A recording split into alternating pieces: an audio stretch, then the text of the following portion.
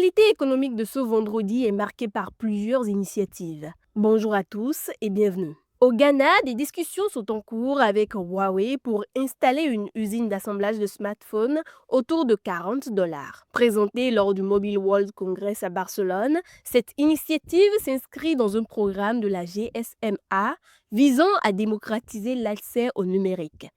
L'objectif est d'accélérer l'adoption de l'Internet mobile. Malgré une couverture 4G supérieure à 90%, l'usage reste inférieur à 60%.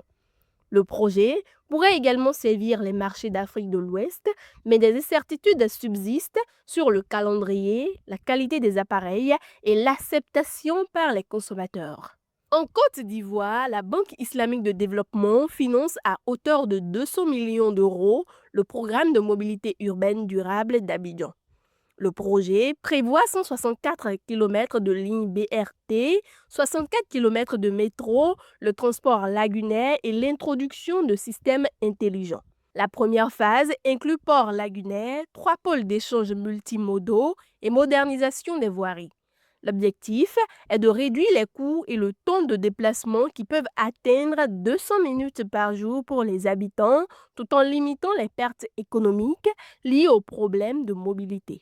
Dans le secteur agro-industriel, l'entreprise marocaine Remora a construit un moulin à farine au Sénégal capable de transformer 500 tonnes de blé par jour. Cette unité renforce la production locale dans un contexte de forte demande. La consommation par habitant est passée de 27 kg en 2002 à 42 kg en 2020.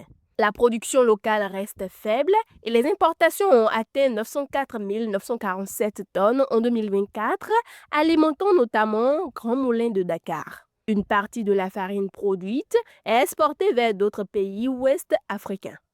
Enfin, au Gabon, le président Brice Clotaire Oligui Nguema a demandé des mesures rapides à la Société d'énergie et d'eau du Gabon pour réduire les délestages dans le Grand Libreville. Lors d'une réunion avec les partenaires techniques Suez et les autorités, il a exigé le rétablissement du service et une meilleure communication aux usagers. Les coupures s'expliquent par un déficit entre l'offre et la demande, des infrastructures vieillissantes et une forte dépendance de l'hydroélectricité. Un plan d'urgence 2025-2028 vise à moderniser le réseau et à renforcer les capacités de production et de transport d'énergie. C'est la fin de ce point d'actualité. Merci de nous avoir suivis et bon week-end à tous.